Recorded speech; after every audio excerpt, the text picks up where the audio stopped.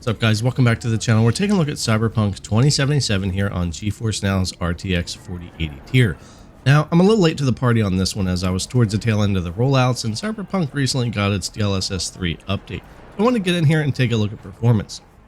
As far as our settings, I've pretty much maxed out on everything for ray tracing and in the settings with balanced for DLSS and frame gen on.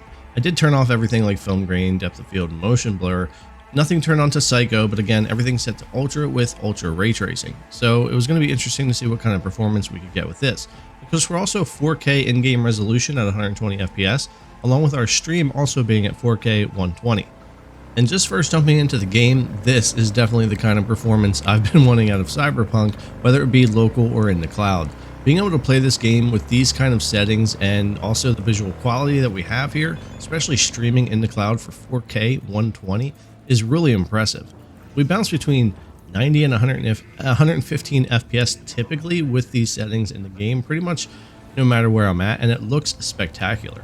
It's almost hard to really show you here on YouTube and with a video how smooth and clear this is on screen here at 4K 120. And also just jumping into combat, even using my controller here, input latency, well, it's been great for GeForce Now, especially since the 3080, but with the 4080 and this higher frame rate, it's even better. So whether I'm with controller or mouse, the game feels great whether I'm in combat or no matter what's really going on. It's just extremely responsive. And now that I'm getting more access to the 4080 with closer data centers, I'll be able to do some more proper latency testing with some games again soon, like I did with the 3080. But all in all, I gotta say, it's very impressive to run around and play this game finally with these kind of frame rates thanks to DLSS 3 and that frame generation, and that coming to the cloud with GeForce Now.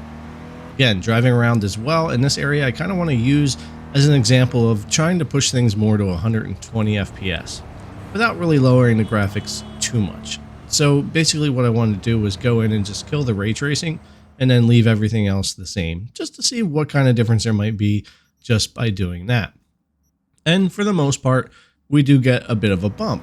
We go up to 120 FPS in most parts in this same scene here, but there are times that we also will dip well down below that, and I just don't think it's necessarily worth it. The game looks so good running with DLSS 3 and with ray tracing and everything. It's just not necessary to drop it down this low. And again, it's not like you're going to hold a solid 120 this way anyways.